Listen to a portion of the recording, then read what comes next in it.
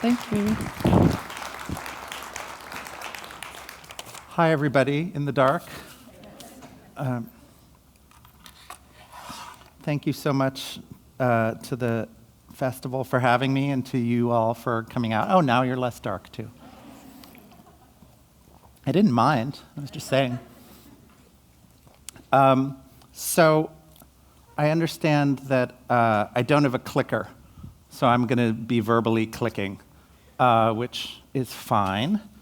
And yeah, I'm here to talk about the infamous or famous Rorschach Test and its Brad Pitt lookalike creator, Hermann Rorschach. Next slide. That's the wedding photo of him and Olga. So the thing about Hermann Rorschach that is most important biographically is that both his parents died young-ish. He was 12 when his mom died and 18 when his father died. And so he was the oldest child. He really took over the job of taking care, especially of the next youngest child, who was his sister, Anna. If you want to click the next slide. Anna's not in this picture, but that's his other brother, Paul. And then the father, who died 6 years after the mother, remarried, and so he had a half-sibling, Regina, who's in the middle. That's the stepmother on the side. He really was a good guy. You know, when you read a biography, much less write one, you usually finish kind of knowing all the dirty laundry and being sick of him. But I have to say that he was really very solid. He was, hardworking, modest, super supportive of his wife and his younger sister and female colleagues, and was really a solid guy. So there is that. He's nice spending a biography worth of time with. But the other thing that's important, I guess you can click to the next one. This is just for atmosphere for Humanities Festival. But the other thing that was important to his career is that his dad was an artist. His dad was a middle school drawing teacher. And he himself, Hermann Rorschach, was a lifelong amateur artist and someone who really understood visual intelligence, visual creativity, and the importance of how we see things. Amazingly, his nickname at a fraternity in upper high school and college, which is how it works with fraternities in the German language system, was Inkblot. If you click the next slide, there's his cap with Klecks written in it. Klecks is the German word for Inkblot. So it's kind of crazy that the inventor of the Rorschach test was nicknamed Inkblot. This isn't exactly true.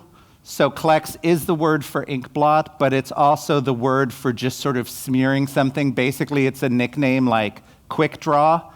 You know, other fraternity nicknames would be Chimney if you were a heavy smoker, stuff like that. So the reason this is important, aside from the crazy coincidence, is that it shows that he was an artist. Even in school, he would do caricatures and do drawings in the yearbook and stuff like that. This is German-speaking Switzerland we're talking about. He was born in 1884. So when he goes to medical school, even though he was orphaned and his dad hadn't had a super lucrative career in the first place, and his stepmom was now raising these 4 kids, he did manage to get enough money to go to university, which he did at Zurich starting in 1904, where his teachers were people like Carl Jung. I'll get to that in a second. So if you can just show a few more slides, I wanted to show you a bit about his sort of art. He kept visual diaries when he had his children. There they are going out in the top right. The top left is the thing that always works.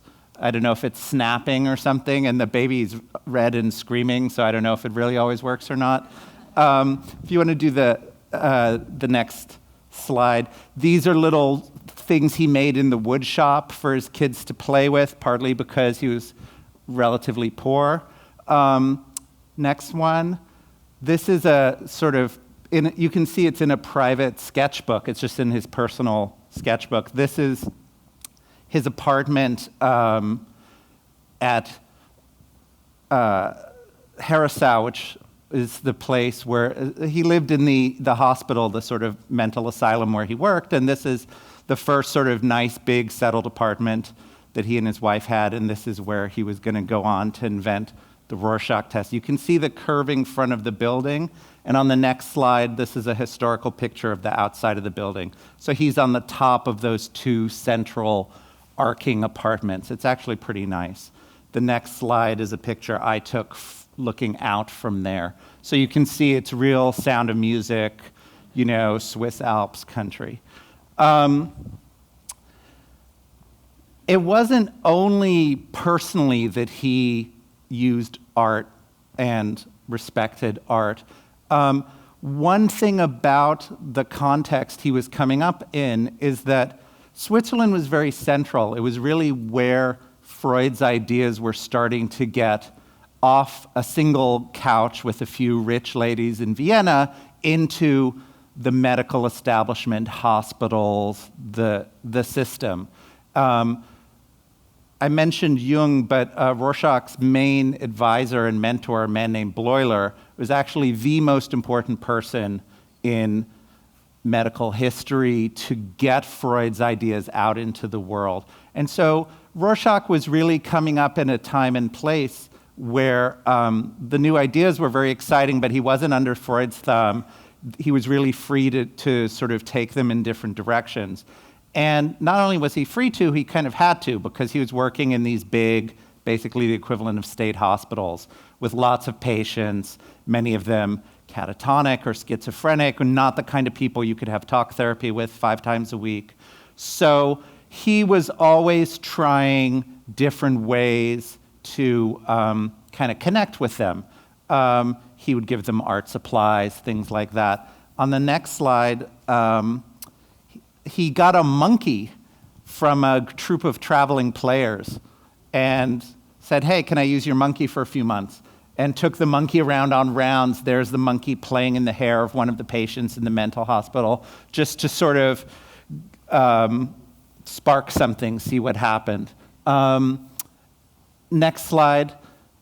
As a professional, as a colleague, he also put his art skills to work doing things like making programs for the asylum Christmas parties. On the next slide, you'll see there's a close-up of the corner. And do you see the guy in the wizard hat?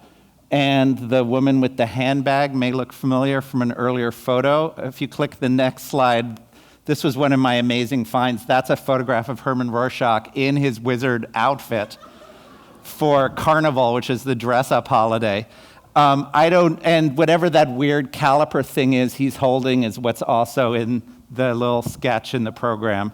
I was pretty delighted to find that. That's his apartment in the more modest first hospital where he had a job, not the one that I had the picture of later that you can see is a lot bigger and nicer. So next slide, please. Another thing he did was he would direct the sort of asylum Christmas plays, and he made these cardboard cutouts that were used for shadow puppet plays. One of the great things is that they're hinged, so they move. This guy doffs his hat. You can see the arm is hinged. And what you can see in all of this is that he wasn't Picasso. This isn't museum art, but it was just visual craft and sort of visual sensitivity. And as I'll say in a moment, the movement aspect is very important. People who knew him or worked with him said that it was the movement of these figures that was really amazing. It really looked like not just a guy actually playing a violin, but a specific person playing it the way that specific person played it. He was very good at capturing movement and gesture, much more, as you saw in the earlier pictures, than being a sort of exactly realistic landscape artist or anything like that. We can go through a few more. So these are some of the other cutouts for the Christmas play, these all being like local people, the bookkeeper at the asylum, stuff like that. There's one he did of himself holding a cigarette. And in the next one, this was another fun find in the archives. That's a photo that like he and his wife set up, taking it of him in front of a sheet, again with his cigarette. He was a heavy smoker. And this is kind of Inkblotty looking, so it's kind of cool. So my point is not that he was an unrecognized Van Gogh or anything like that, but he was visual, and he did go on to create what I like to call the 10 most analyzed paintings of the 20th century, which is the Rorschach Test. On the next slide, here's one. So let me talk a little about the Rorschach Test and a few of the very basic things that I didn't know when I started looking into it, and that most people who haven't been through psychology programs don't know.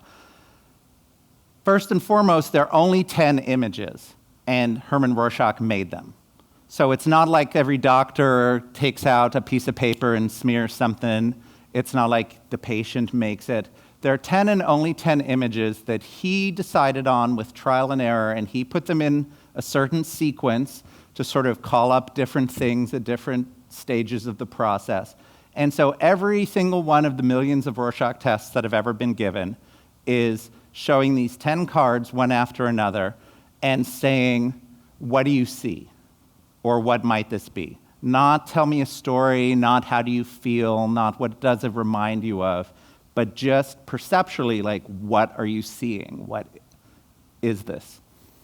And so this is why it matters that he was an artist, because he made them, and he made them better, meaning they work better to sort of categorize how you go about seeing things than, you know, some smear that you or I would make. If you want to look at the next one, there's another example. Some of them do have color, which is another thing I didn't know. But you can see this is not like a normal Inkblot. I mean, it's not a photographic representation of anything either, but it's not a smear where you sort of have to force your way into interpreting it. I mean, it really does kind of look like something, although there's all this room. If you look at the next slide, this is a sort of earlier version, probably. It's not dated or anything, but pretty clearly. And then the next one, now we're getting closer. Those are both sort of smeary. You know, like I could make something like that. But if you look at the next one, you know, this is where another copy. I mean, these really do kind of look like two waiters holding pots or drums, or is that a bow tie? It's kind of at their necks, even though it's floating, and they're the sort of breast things, although they're in the wrong place. They're sort of penis things, but they're in the wrong place. You know, so there's all this stuff going on. It really is much more suggestive and calls forth things when you're looking at it more than your average smear does. That was certainly my experience. I may have time to get to it later, but when I took a Rorschach test, you know, the visual encounter with these things was really fascinating. I mean, someone hands you this and you're like, whoa, I've never seen anything like this before.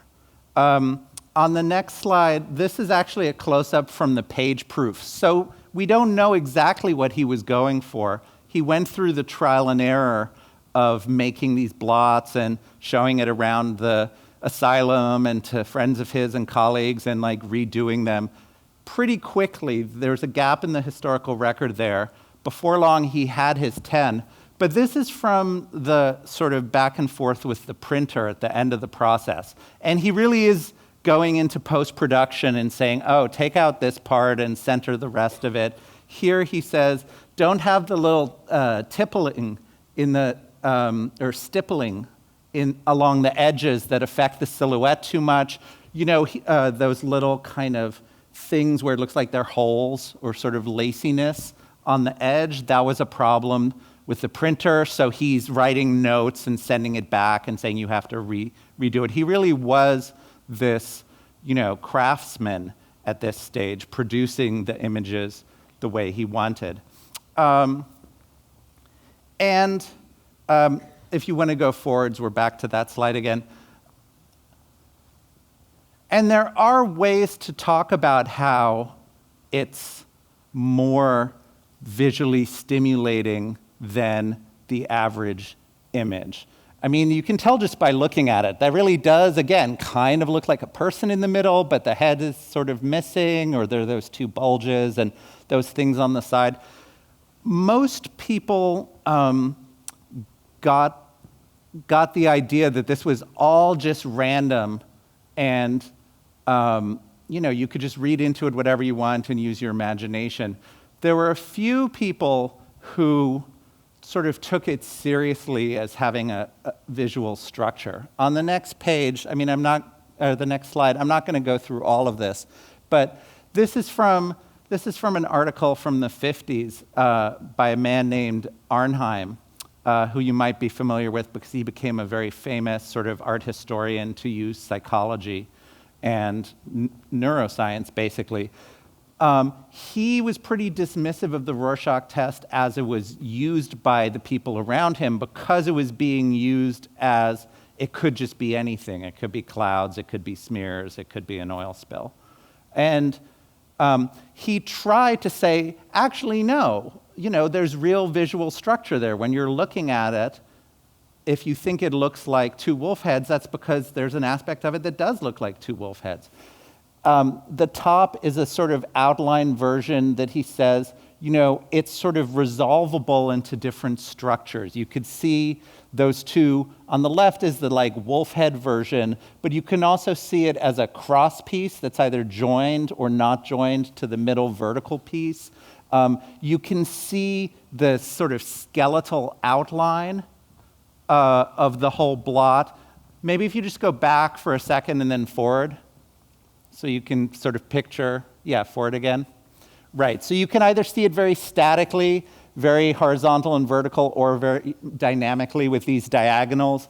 The edges, you can either, they're very sort of susceptible to smoothing out, so you just see a point, or they're susceptible to zoning into the details and see these contours and these little ups and downs. A is the smoothed version of one of the tips, and B is the unsmoothed version. So he went through the process of really showing how these blots have a lot going on. But nobody really took him up on that, and they all went back to the version that we all kind of know from the movies, which is that it's this sort of parlor trick, and some doctor will show you an Inkblot, and suddenly you'll say, I see the third drawer where I hid the murder weapon, like all the film noirs we've all seen. So if one key thing about the Rorschach test is that there are these 10 images that he made, the other probably most important thing is that it's really not about what you see as much as how you see. When Rorschach was creating this, his dissertation had been about perception, and he was interested in studying how perception works. Are colors distracting, or do they help you focus on identifying the shape? Do you start with the whole and then zoom in on the parts, or the other way around? Is it sort of deductive or inductive? Do people, what are the contexts in which people see movement in the images? What makes an image dynamic? Seeing movement in the images sounds very touchy-feely and kind of mystical, but any picture you've ever seen of Snoopy with one foot up, he's walking. It's not magic, it's not a trick, it's that some images are dynamic. If you see a still photograph of someone kicking a soccer ball, they're not just posing, they're kicking or turning their head or whatever. So one of the key things that Rorschach was interested in is when people see movement, when they kind of feel their way into the image as though there was something alive in there, and when they don't. And one of the things think back to that bowing waiter, or if you want to call it that. one of the things he said is if you make the pictures too good, everyone will be seeing movement in everything. So you have to make them possible to see movement in, but not everyone will see it, and that's what makes it diagnostic. Anyway, so his main interest was studying how perception works. He originally called it a perception experiment. It wasn't a test. It wasn't diagnostic. And then he always said it was just, empirically, it was just by chance that showing these cards to different people, he realized that people with different diagnoses or people with different personalities systematically went about perceiving things differently. And so that's when he realized, oh, it's not just studying how perception works in general. There's actually a way to see how person X's perception works differently from person Y's. And so what the test is really about isn't like, do you see your mother everywhere, all that kind of thing. It really is about how you tackle this complicated perceptual task. And right away, that makes it seem a lot more plausible. Because if you're confronted with this kind of tricky stimulus, this tricky task, and you are unable to do with it what the normal range of the vast number of people who've looked at that same image are able to do with it, then that might mean something. That's like a pretty reasonable thing to think on the surface of it. It's much more reasonable than thinking that as soon as you see a blot, your brain freezes and you suddenly spill all your secrets. That's not how it works. I think there's this idea, though, there's a lot of suspicion and skepticism about the Rorschach test, and I think a lot of it, unspoken, there's this idea that people think like, well, but I'm really creative and special, so I might see something that no one else sees. And then some doctor will say I'm crazy, but I'm not crazy, I'm just really original. And the thing is that the originality isn't the only issue. That's why I said what mattered was how you see. It's about these formal qualities. When the doctor or examiner is giving you the Rorschach test and they write down your answers, what they do is they go back and then they code them. Do they use color? It gets a C. Do they see movement? It gets an M. Is it an animal? It gets an A. And from the very beginning, that's what Rorschach did. And with this very small pool of codes and simple formulas like ratios, do you see a lot more movement than color or the other way around? That was how he was able to categorize how your mind works, because it's how your perception works. I have two examples that I want to mention just on this originality issue. So the next slide, this is one of the colored ones. And quite early on, after he had invented this is one of the very early examples that's not only in his book, but it's in the first draft. Someone said, oh, it's a fairy tale motif. It's treasure in two blue treasure chests being guarded by mythical animals, and it's buried under the roots of a tree, and there's the witch's fire on the bottom. The next slide, this is one that everyone calls a bat. If you see a bat, that doesn't mean you're obsessed with vampires. It's because it looks like a bat. But one answer to this that someone gave, obviously more recently, but it's a good example for what I'm talking about, is this is Barack Obama with George W. Bush on his back because it's a clash of forces, and this could be an eagle, which is the symbol of our country. Now, both of those two answers I just gave you are probably unique, like probably no one else would say those answers. But the second one has problems that the first one doesn't, and you all can tell. I can tell that by your laughing. The first one, the parts fit together. There's a sort of coherent story about what's where, and it covers everything. And the things on the side actually could be said to look like animals. The thing on the top actually could be said to look like a tree. In this case, there was the sort of eagle and that means politics, and then the person got stuck, on this politic thing. And I mean, these don't actually look like presidents. Just if an eagle is the symbol of our country, that doesn't mean eagle parts should look like presidents. I mean, that's just not how things fit together. But this person, produced an original answer that has various problems. And also, on the test as a whole, is not going to be coming up with answers that clearly match up with the images very well. So I bring this up just to kind of to soothe or dismiss that one concern that what if I come up with something original? In a way, that was one of Rorschach's biggest points, that it's not about imagination, it's about perception, it's about what you see. There'd been earlier psychologists who did Inkblot tests where they'd show some smear to a kid and say, what do you come up with? And if they could come up with 2 things, they don't have much imagination, and if they could come up with 30 things, they have a lot of imagination. And this is obviously a really dumb and terrible idea for a psychological test, because not every answer is the same. It doesn't mean you have imagination if you see a lot of things, if the image is suggestive or complex, or if you're a visually perceptive person. Or if you're crazy, you're not imagining it either, you're deludedly perceiving it. Perception isn't imagination.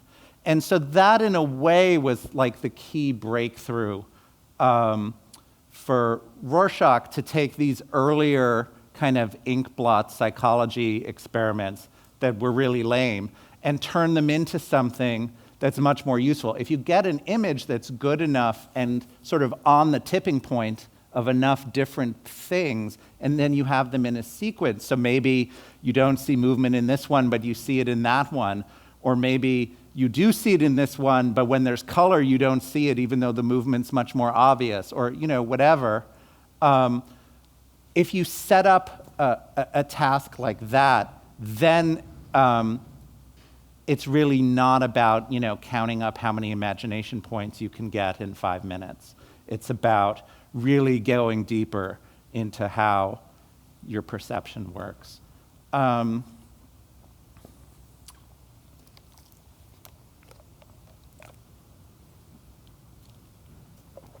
This is my fork in the road in the presentation where I decide whether to show a graph or not.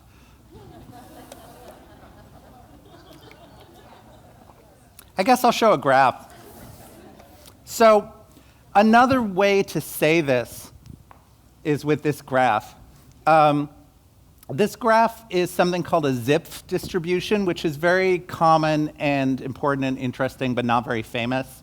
It's not the Fibonacci sequence or a bell curve or something. But it comes up again and again in real life. For example, things like sizes of cities. There's a lot of small ones and very few big ones of different sizes. Earthquake magnitudes follow this distribution. The words of the English language follow this distribution. So the most common word is the. The second most common word is half as common. And the third, actually, I wasn't ready for that yet. The third most common is a third as common as the first. So what happens is you end up having a very small pool of words that are quite common, and then a really long tail of all your cormorant and methylbenzamide and all the words that are there but very uncommon. So it turns out, as you've all seen, now we can look at the next slide, that the Rorschach test follows this distribution as well. So these are the answers for 600 Rorschach tests given in Brazil to farmers. So keep in mind there are 10 cards. People give 2 or 3 answers per card. You don't have to only give one. And so that means you have 14 or 15,000 statements being made. There are 6,459 different ones, which means there are a lot of duplicates. Now, of those, up there, the is calling the card I showed you before a bat. And as you can see, it's in the 360, 370 range, which is a little under 2/3. So when I said everyone sees a bat, that's not true, because it wouldn't be much of a test if everyone saw it. About 2/3 of people see a bat. The third most common answer is seeing a butterfly or a moth in that same picture. So, not everyone sees it, but a lot of people do. In fact, there are 30 different answers, meaning calling one specific card a certain thing, or saying, like, those are two animals on the side of the color card, or things like that. Doesn't have to be about the whole card. There are 30 different answers that out of the 600 tests were given by 50 or more people. So right away, this isn't random. If it was random, everyone would say something different. There are 252 answers given 9 or more times.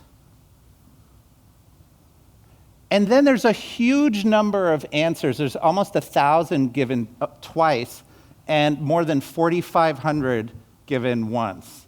The tragically misunderstood piece of cauliflower that a depressed farmer saw on one of the cards was given only once. But there are thousands of those. So the thing that this graph shows is that the Rorschach test has two things. It has real structure to it, because there are things that, a lot of people see. And if you see none of the things that other people see, if you don't even see a bat or a butterfly on the 5th card, that's significant. There's also freedom to give a lot of different answers depending on where you're coming from, depending on what you had for dinner, depending on what your psychology is. And again, it doesn't mean original is good or bad. If you give only answers that other people give, that doesn't mean you're super healthy. It could mean you're bored. It could mean you're not very creative. It could mean you're depressed. It could mean you're trying to cheat on the test. And if you do see something that seems to you wacky, you decide, oh, I'm not going to say that. I'm going to say I see a carpet. So it's not like a good test is all located on one side or the other of this. But this is, and it's also not true that, doctors use this graph to plot out where you are. But it's true that they will look at the 20 or 30 answers you give overall, and there is a normal range for how many of them are common answers, how many of them are unique answers, how many of them do this or that, and in which places. So that ends the graph portion of the talk. But the reason I do like to show it is just to, again, put some substance behind what I'm saying about the fact that there's real, information to be gained from this test. Now, I am almost done, so let's...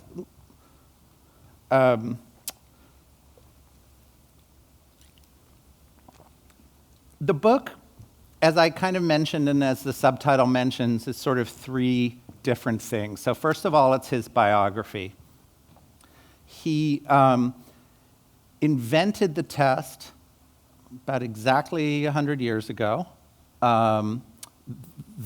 He sort of turned to the topic in late 1917 and had his draft done already by early 1918. Had trouble getting it published for a while because it cost a lot to print in color and stuff like that right after the war. It was published in 1921, and April 1922, he died at age 37. So the entire history of the Rorschach test since then, well, the entire history is since then. It has this kind of sorcerer's apprentice quality where the person who invented it, who used it very brilliantly, who understood what was going on, wasn't there to kind of keep it under control. And it went off in all these crazy directions. So the second book in my book is the history of it after he died. And that's the one that I talk about the least today, because it kind of goes in all these different directions. It goes into film noir, it goes into art. If you look at the next two slides, these are paintings from the 80s that Andy Warhol made and called Rorschach. It goes into popular culture. The science has ups and downs. In the 60s, it's given millions of times a year, and someone says that the Rorschach test is as iconic for psychology as the stethoscope is for medicine. He was actually a big critic of the Rorschach, so he wasn't saying that as a compliment, but it is numerically true. And then it sort of lost favor and came back. There's a long story, plus it kept kind of like Zelig popping up in all these crazy situations. So it was given at the Nuremberg trials to all the Nazis who were sitting in solitary waiting for trial, because these sort of rogue psychiatrists were like, gold mine, we have this great new technique and we have this historically significant pool of people, let's find out how the evil mind works. The Defense Department funded a Columbia University professor to go to the jungles of Vietnam and figure out why all these Vietnamese people seem to have this irrational hatred of the Americans during the Vietnam War. It was used a lot in anthropology. There are all sorts of stories like that, which is the second kind of component of the book I wrote. The third is the one I've talked about most, which is the sort of time-independent issue of, does it actually work? Yes, it does. Here's how, here's why. But I guess what I want to close with before opening it up to whatever questions you guys have is the kind of PS, the fourth part, or the PS to the three parts, which has to do with how I came to it. I mean, I'm not a psychologist. I'm not a crusader about personality testing, pro or con. I, just like most of the people I talk to, had read a billion newspaper things calling some Supreme Court pick or sports result or something else a Rorschach test. I had the same kind of ideas as everyone else. Actually, if you think about it, it's pretty weird that this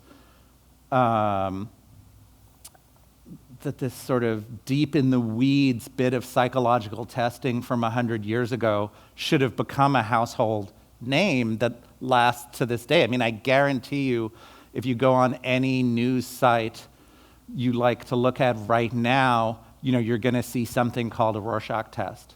So, that's the direction I came to it from. I was interested in that culturally. I was very surprised to find out that that wasn't what people meant by a Rorschach test for most of its history, at least for the first half. It was only in the 60s, and it was only in America, that metaphor kind of took hold. No one would say, oh, it's like a blood test. It could mean anything. Actually, if it's a blood test, it actually does mean something. And it wasn't until the 60s when you get this kind of breakdown of recognized authority and you have these various reinterpretations of the world in all sorts of directions, politically and socially and scientifically and everything else. That was when newspapers started saying, not the budget adds up or the budget doesn't add up, but the budget's a Rorschach test. So now you can turn the page to the next article and no one will get offended and their job is done. So they just sort of left it up to you and threw up their hands and said, well, anything can mean whatever you want it to mean. So that was more recent than I thought and more specific to America, although the metaphor has since spread since then, since spread to other places. And in a way, the way I end the book, the last chapter of the book I call The Rorschach Test is Not a Rorschach Test. And at the end of the process of working on this, what I really ended up feeling is that the actual Rorschach test is almost the opposite. Because what the actual Rorschach test is about is that I show you this card and say, what do you see? And you tell me. And then I can look at the same card you've been looking at and try to see through your eyes. Ask you, oh, where did you see the wolf? Where did you see the waiter? Whatever.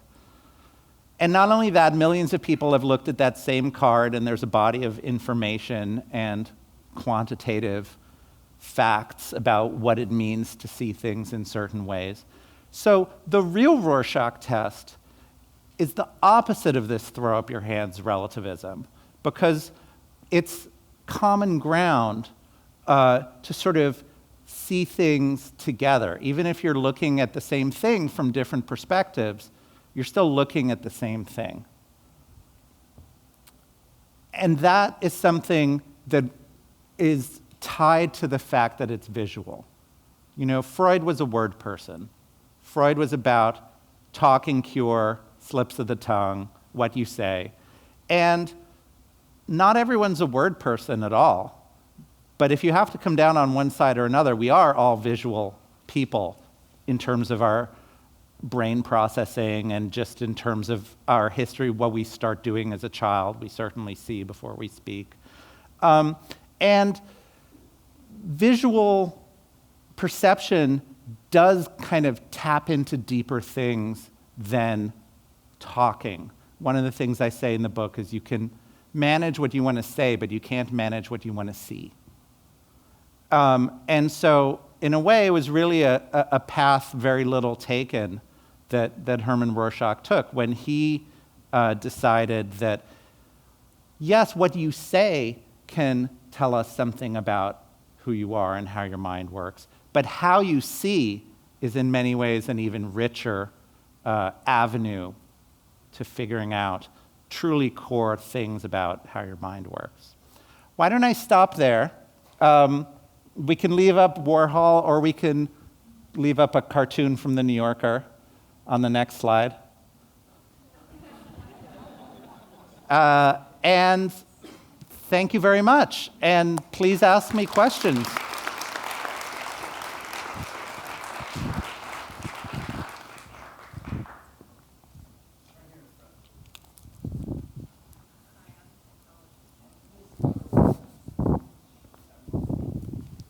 Try again.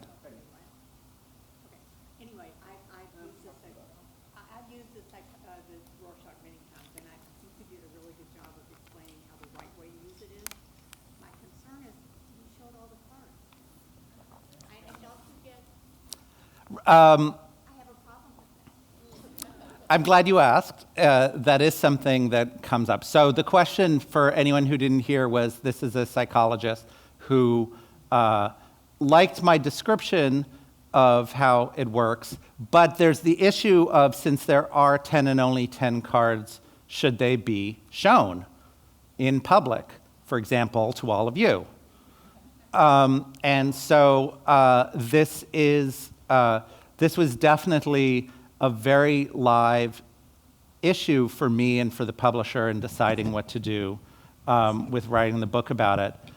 I should say two things that aren't exactly answers first, and then I'll give my answer. First is they're all up on Wikipedia. So we do need to face that fact that this horse has left the barn and the state. You know, they are all public. That doesn't mean that I should be part of the problem if it is a problem, but basically it was before that state of affairs that it was universally accepted in the psychology community that you shouldn't publicize and show the cards. Now, that issue, is over. Again, that's not my answer, because if it's part of the problem, I wouldn't want to be part of the problem, but we should just acknowledge that. The science of it, the most recent studies is that having seen the images doesn't ruin the test, in fact, because it's not like a word association test where it's your first reaction that would matter. You're not asked, say the first thing that comes into your head, where it makes a difference if you've seen them before. You're just asked to perceive it. And perceiving something for the second time is as psychologically rich and interesting and revealing a process as perceiving something for the first time. So Historically, Hermann Rorschach himself gave the test with the same cards to multiple people. To the same people multiple times. He was, I talked about him as being an artist, but once he invented the test, he really pivoted into being a very responsible modern day scientist who did not want to use the test in sort of educational or other vocational contexts without it having been statistically validated first, and he wanted a big sample size, and he wanted to work out all the correlations. So he was very modern in that sense. He wasn't this like megalomaniac crackpot. He gave it, so that's historical, whatever. But the recent studies, which I found convincing, are that it doesn't ruin the test. That's justification or permission as far as I'm concerned. The way it's largely seen now is not in terms of a quiz, like what is it you see, but more of a performance. The current new system is called the Rorschach Performance Assessment System. And the idea is that there are some situations where you ask people for their opinion.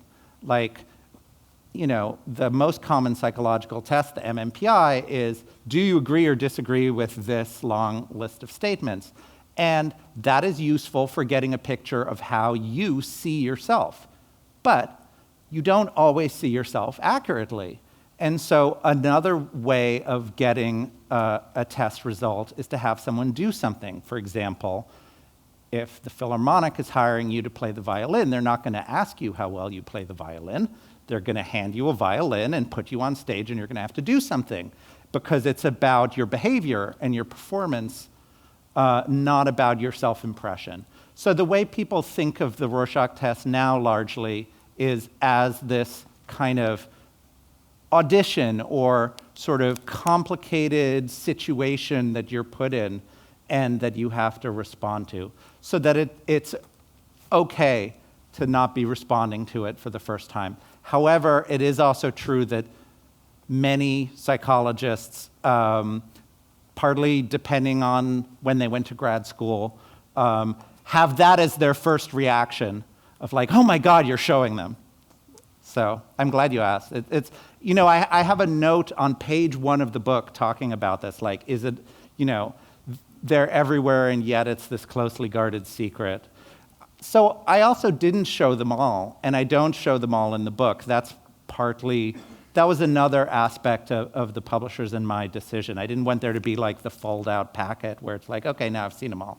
So things come up when I'm talking about them in connection to art history or in connection to his biography, but at no point do I sort of give everything and say, here's the test, out of respect.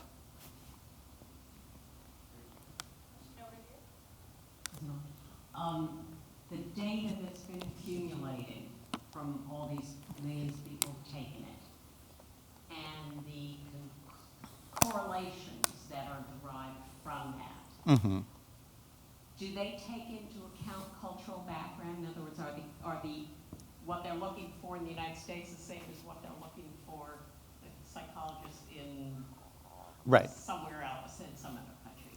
Does that come into account? The short answer is yes.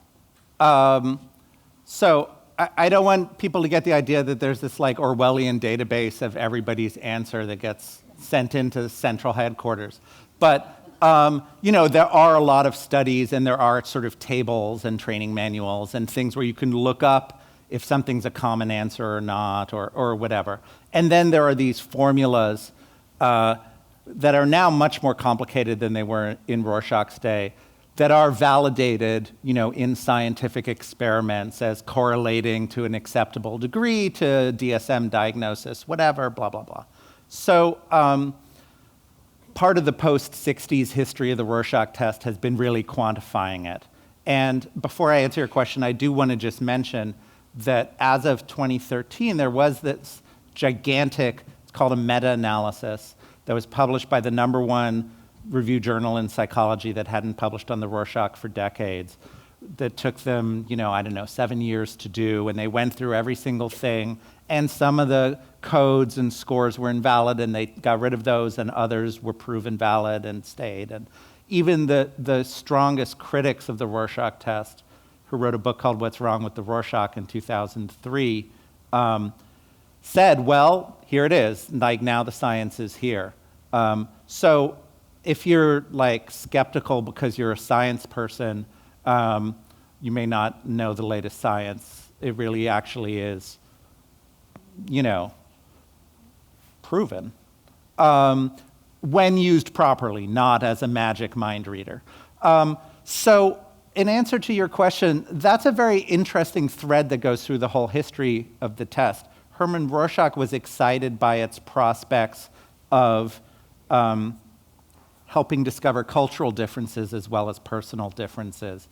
In the heyday, in sort of the mid-century, when every bright-eyed, bushy-tailed American anthropologist was going off to everywhere in the world with the 10 cards in his kit to sort of decode the native mind or the Latin American mind or whatever it was, there was this idea that what was so good about the Rorschach test was that it was non-cultural, that it was a personality test that wasn't tied to a culture because it was just how your perception works.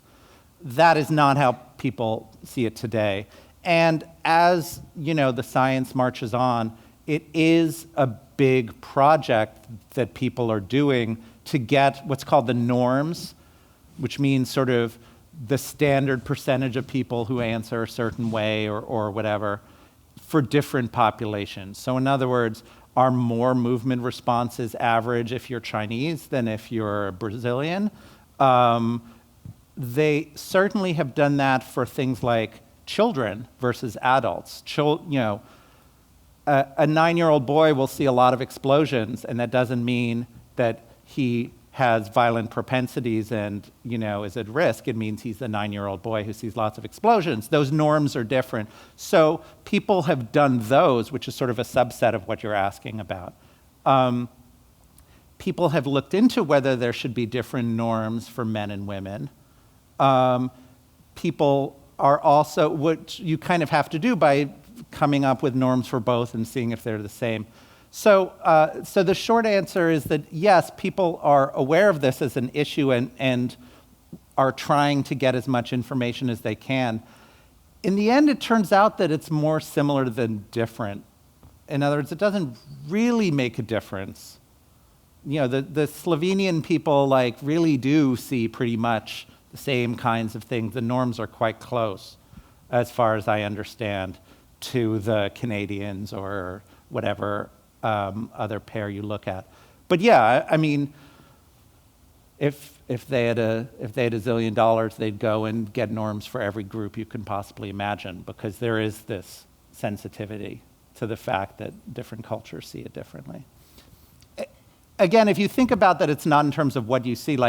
In some cultures you'd see a cell phone, and in some cultures you'd see a mortar and pestle, but that's not really the point of the Rorschach test anyway. So it doesn't matter that much on that level of cultural specificity. And that's why people could believe for so long that it was culturally neutral. And that's the time that we have today. I'm so today. sorry. That's okay. Thank you, Damion Searls. Thank you very much. I'm around if you want to ask anything else. Thank you.